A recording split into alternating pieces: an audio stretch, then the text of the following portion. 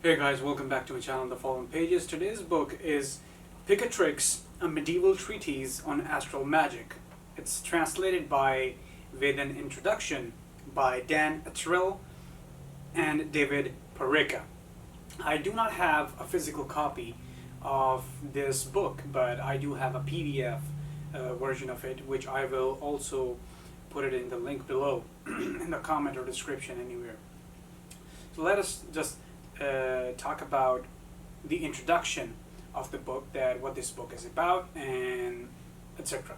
This book that we will talk about is known as Picatrix, and this is an English translation of a manual of astral magic known as the Picatrix, and itself is a medieval, and this book itself is a medieval Latin rendition of Arabic Ghayat al-Hakim, which translates as the goal of the sage, which was written in circa 954 to 59. And the confluence of ideas that formed this eclectic tome draws its sources from numerous geographical tributaries, and like Spain, North Africa, Greece, Egypt, Arabia, Babylon, Persia, India, and so on. Its scope is encyclopedic. As a general overview of the long-lost beliefs, occult worldviews, and ritual practices, this work, the Picatrix, is fascinating to intellectuals and the religious historians, as a compendium of material that reflects the personal needs, ambitions, fear, and desires of magicians and their clients. The Picatrix is no less interesting to critical social historians, who might tease from it a great number of subtle observations. Its importance as a primary source lies in its incorporation of the vast magical, philosophical, and astrological heritage of antiquity and the Islamic Middle Ages, setting them within an internally consistent theoretical framework. Now it talks about what magic is and what its properties are. It says that know that this science is called magic. We call magic any act someone performs in which the spirit and all the senses are engaged throughout the whole process, and through which miracles are produced to the extent that the senses are driven to their contemplation and wonder. Magic is difficult to perceive through the senses and lies hidden from sight on account of its similarity to sense perception. This is because divine powers have been set aside for perceiving these things and using them. This knowledge, however, is too deep and powerful for the intellect. One part of this magical science is practical on account of how it works by operating from spirit into spirit, making those things similar that are not so by their essence. Working with images, however, involves spirit in matter, and alchemical work involves matter in matter. Generally, we use the term magic for everything hidden from the senses whose causes most of humanity cannot perceive. The wise call the images talismans, which literally means force bearers, because those who fashion images do so through force, by conquering the substances from which they are composed of. I say the magic is divided into two parts, namely the theoretical and the practical. The theoretical part is the knowledge pertaining to the positions of the fixed stars, since the celestial signs and the forms of heaven are derived from these. The theoretical also pertains to how the fixed stars project their rays onto the planets that move themselves about. It is the science of knowing the signs in the heavens when they, the astrologers, do what they tend to do. Know that one who truly understands the construction of images, the talismans, is aware that their power relies entirely on the correct selection of astrological hours and times appropriate to the things for which the images are made for. Furthermore, one must know which of the 7 planets dominates in which sign. One must understand their proper order in that dominion, and one must determine the parts of the planets from the zodiac. Then in the book, it talks about on what the heavens are and what the substance they're made of. It says that the shape of heaven is spherical, round and smooth in its surface area, and so is everything in it, with respect to their qualities and rotations. Certain people believe that at one time the heavens did not appear round. This is false. The shape of heaven is its own shape and cannot be otherwise, because that is the shape of the spirit. And one must admit that spirit is first, and nothing in the universe is older. Doubtless, what is first and the oldest in the world ought to have perfect shape. The perfect shape and figure is a circle, because it is the first of all shapes, and is itself made of a single line.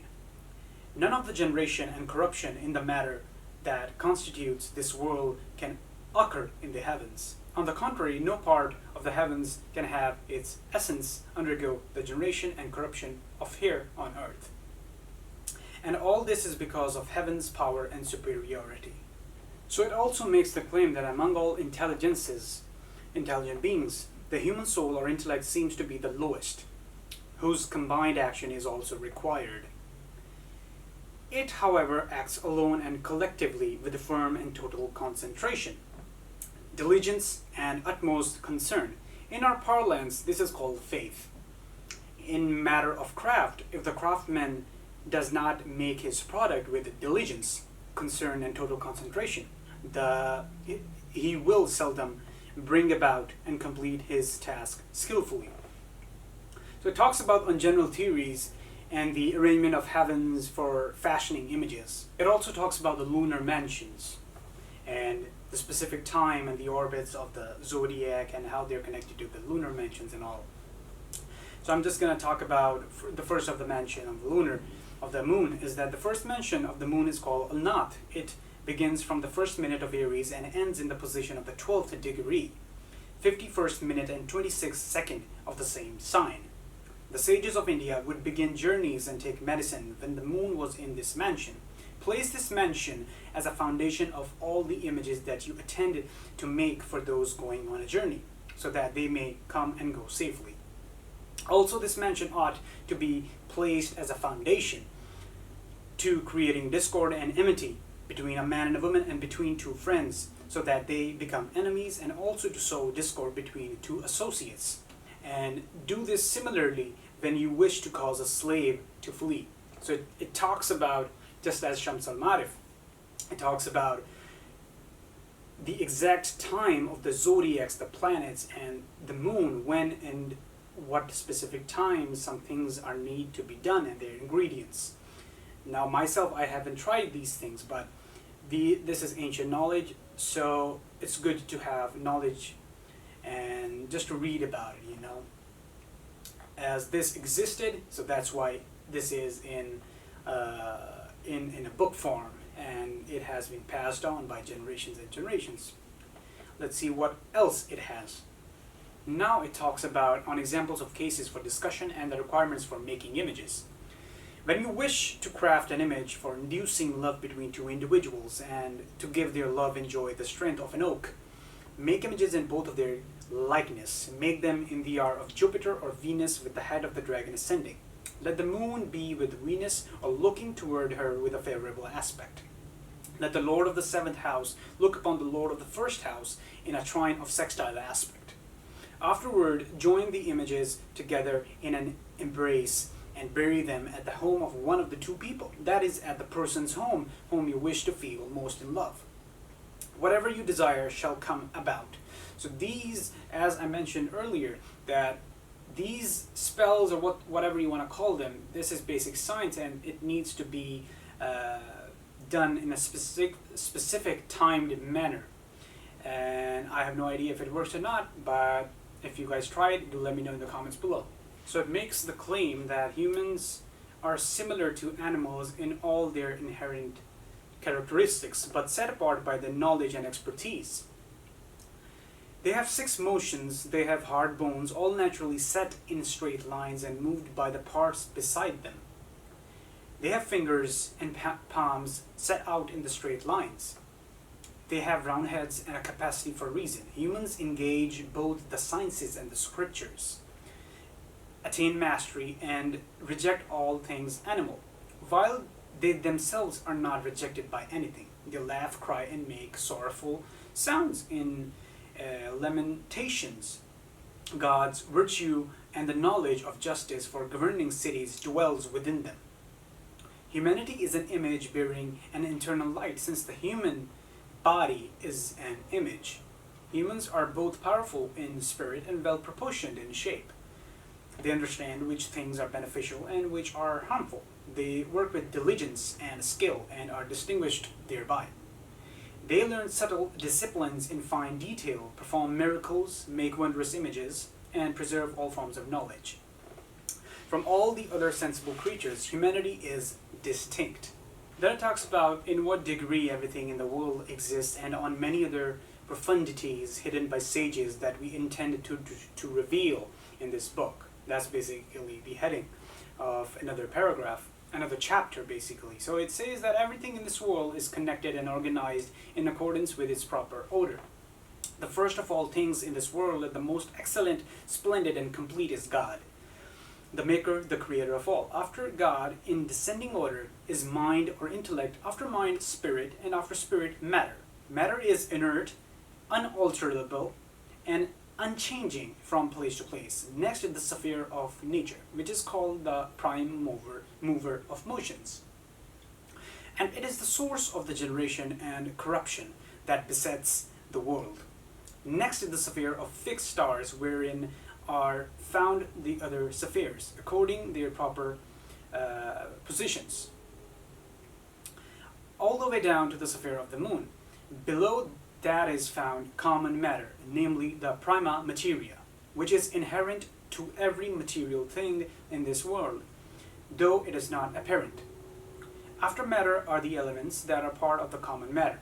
Since the elements have no processes nor operations in matter, after the elements follow in order minerals, plants, animals, and finally the rational animals. The discernment of this order is different from others because other orders are discerned by the intellect, which is more excellent and splendid than everything else. It talks about matter. Matter is a union of elements organized for receiving form. Matter is divided into two parts, of which one is simple matter, and that does not receive anything but the form of the elements, earth, air, water, and fire, and is transmuted from one material to another.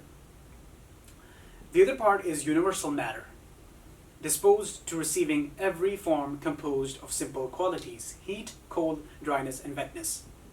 It cannot be transmuted from one material into another. One sage called it this, that which is disposed for receiving all diverse forms.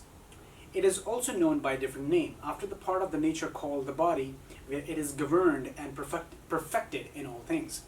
So these things were basically the fundamental things that were discussed in the book 1 of this book. So let me just tell you that what is the index of the book, so that I can make the videos by book 1, book 2, book 3, and so forth. So first of all, it talks about the introduction, a prehistory of the Latin Picatrix, a brief history of the Latin text on knowledge, wisdom, and self-legitimacy in the Picatrix, and on nigromancia, the cosmology of the Picatrix social history in material culture, and psychoactive and or poisonous substances in the Picatrix. Then comes some translator's notes, and then basically the book starts with book prologue, book 1, book 2, book 3, and book 4. So basically it consists of 4 books, and this is basically the video of a book 1, which I just concluded. So I guess, yes guys, this is it for book 1 of the Picatrix, and I will be making the video on the other book, on the other chapters. So if you guys have any question regarding this specific book or any other books, please leave that in the comments below. Have a great day guys. See you next time.